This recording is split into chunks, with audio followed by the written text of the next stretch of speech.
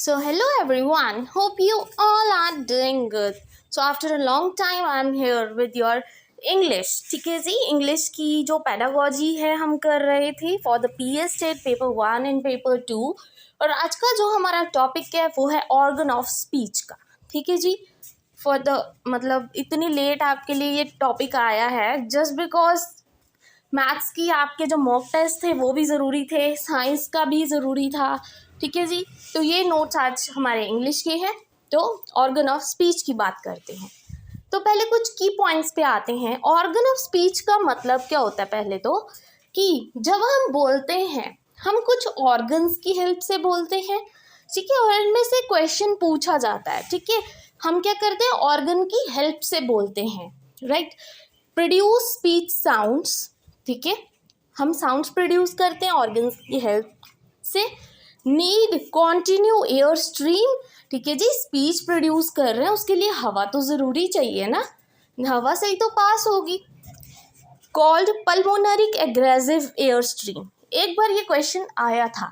ठीक है, तो ये चीज़ याद रखना कि जिस हवा से, ठीक है, मतलब आपको स्पीच बोलने के लिए आपको कॉन्टिन्यूस एयर स्ट्रीम चाहिए, उस एयर स्ट्रीम को हम क्या बोलते हैं। ठीक है, उसको हम पल्मोनिक एग्रेसिव एयर स्ट्रीम बोलते हैं। आई hope this much is clear.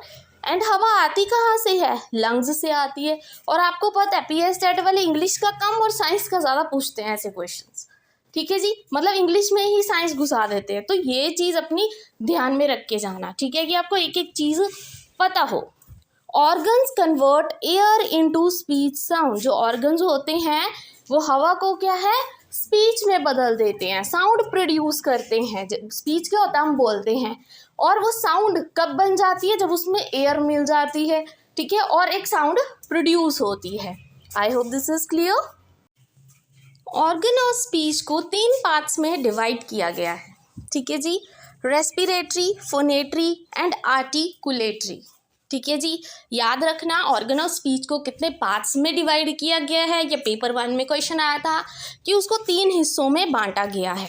तो वो 3 हिस्से कौन से हैं, ये भी ऑप्शंस में पूछा जाता है कि इनमें से बताओ कौन सा हिस्सा नहीं है। तो अगर आपको 3 पता होंगे तो 4th वाला आप खुद ब खुद एलिमिनेट करके निकाल लोगे। ठीक है जी, तो स्पीच कहाँ से प्रोड्यूस होती है, कौन से ऑर्गन से, respiratory, phonatory and articulatory. I hope this much is clear.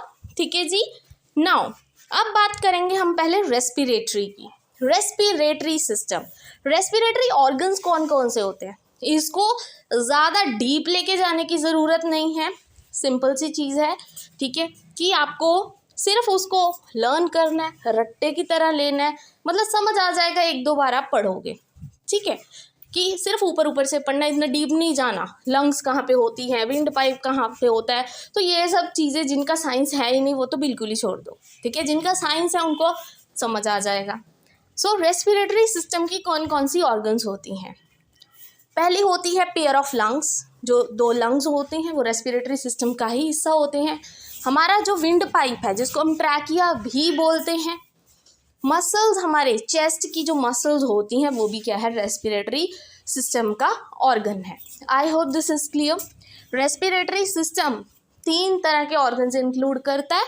Wind pipe जिसको हम ट्रैकिया भी बोलते हैं, muscles of the chest and pair of the lungs. I hope this is clear. अब आते हैं फोनेटरी। फोनेटरी नाम से पता लग रहा है, जब हम फोनीम्स की बात करते हैं, फोनेटिक्स की बात करते हैं, हम किसकी बात करते हैं, साउंड की बात करते हैं। ठीक है जी, तो वो कौन कौन से ऑर्गन्स होते हैं, एक तो होता है लैरिंग्स। लैरिंग्स तो आपको पता होगा ना, जो आपके गले में वाइब्रेट करते, जिससे आप बोलते हो, आप अपने गले पे हाथ रख के देखोगे तो वो चीज़ वाइब्रेट हो रही है, जिसको हम वॉइस बॉक्स भी बोलते हैं, जिससे साउंड प्रोड्यूस होती है वाइब्रेट होते टाइम। और आप सबको पता है जब तक वाइब्रेशन नहीं होती साउंड प्रोड्यूस नहीं होगी। राइट, एंड दूसरा कौन सा है, वोकल कॉर्ड्स, जिनको हम वोकल फोल्ड्स भी बोल देते हैं। बाई चांस अगर आपको वोकल कॉर्ड्स की जगह वोकल फोल्ड्स आ गया तो उस टाइम कंफ्यूज मत हो जाना कि वोकल फोल्ड्स क्या होते हैं। ठीक है, तो ये क्या है, फोनेटरी सिस्टम के ऑर्गन्स हैं। आई होप दिस इज क्लियर। अब पहले मैं एक बार फिर से आपको करवा देती हूँ। 3 पार्ट्स में डिवाइडेड होते हैं हमारे organ of speech, respiratory, phonatory and articulatory. Respiratory में 3 हिस्से होते हैं, pair of lungs, windpipe and muscles of the chest. Phonatory में larynx and vocal cord, right. Then कुछ होती हैं वॉइसलेस साउंड्स। वॉइसलेस मतलब क्या होता है कि जब हम बोलते हैं ना, वाइब्रेशन नहीं होती, ठीक है। जब भी वो हमारे गले से बाहर आती है आवाज़, तो क्या है, वाइब्रेशन नहीं होती, साउंड प्रोड्यूस हो जाती है बट वाइब्रेट नहीं होती। और हमें ये बहुत अच्छे से पता है कि जब तक वाइब्रेशन ना हो साउंड प्रोड्यूस नहीं होती, राइट।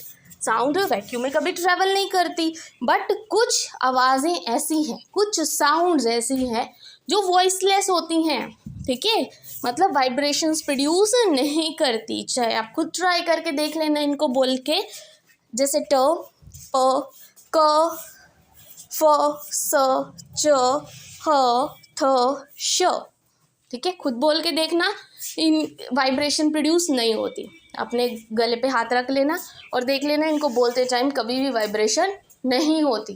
थ, ह, च, ठीक है, मतलब डोंट प्रोड्यूस वाइब्रेशन, जैसे ही थ्रोट से निकलती हैं ये साउंड्स। नेक्स्ट एक होती है वॉइस्ड साउंड्स। याद रखना, ये ऐसे नहीं पढ़ा रही है, पेपर में आता है, पूछा जाता है, ठीक है जी। मतलब वॉइस्ड साउंड कौन से होते हैं, जो वाइब्रेट करते हैं जैसे ही थ्रोट से बाहर निकलते हैं, ठीक है। तो इंग्लिश की टोटल साउंड्स कितनी होती हैं, तो इंग्लिश के टोटल साउंड्स होती हैं 44 साउंड में से 20 क्या होते हैं, वोवल साउंड्स होती हैं, और 24 क्या होते हैं, कॉन्सोनेंट्स होते हैं। वोवल्स आप सबको पता होगा, ए, ई, आई, ओ, यू, और बाकी जो बचा वो क्या हो गए, कॉन्सोनेंट्स, ठीक है। 9 कॉन्सोनेंट्स जो होते हैं वो वॉइसलेस होते हैं, नंबर याद रखना हमेशा, 9 कॉन्सोनेंट्स वॉइसलेस होते हैं, और जो 35 होते हैं वो वॉइस्ड होते हैं, ठीक। मतलब इन शॉर्ट अगर मैं बताऊं, टोटल 44 साउंड्स हैं, ठीक है जी, और उसमें से 20 वॉवल्स हैं और 24 क्या है, कॉन्सोनेंट साउंड्स हैं। और जो 20 वॉवल्स हैं उनमें से वॉइस्ड हैं वो, ठीक है, और जो कॉन्सोनेंट्स हैं ना, उनमें से 15 तो वॉइस्ड है और 9 क्या है, वॉइसलेस है। मतलब टोटल अगर मिलाए तो कितना हो जाएगा, 20 + 15 वॉइस्ड अगर दोनों का देखें, वॉवल और कॉन्सोनेंट्स का, तो 35 होते हैं। अगर अलग से पूछा गया कि वॉवल्स में कितने वॉइस्ड होते हैं तो वो 20 होते हैं, और अगर कॉन्सोनेंट्स में कितने वॉइस्ड होते हैं तो वो 15 होते हैं, ठीक है। टोटल पूछे तो 35 के 35 ही है। I hope this is clear, ठीक है जी। So I hope this much is clear to you, और आपके लिए ये वीडियो यूज़फुल रही होगी, ठीक है जी। बहुत छोटी छोटी चीज़ें हैं जो आपको ध्यान में रखनी है, और ये हमारा आज का छोटा सा टॉपिक था। आई होप टॉपिक आपको यूज़फुल रहा हो। Today I am not well, फिर भी मैं आपके लिए जितना हो सका आज मैं टॉपिक लेके आई हूँ, चाहे छोटा ही टॉपिक लिया है, ठीक है जी। और अगर आपको वीडियो अच्छी लगी हो then please don't forget to like and subscribe my channel. Thank you very much.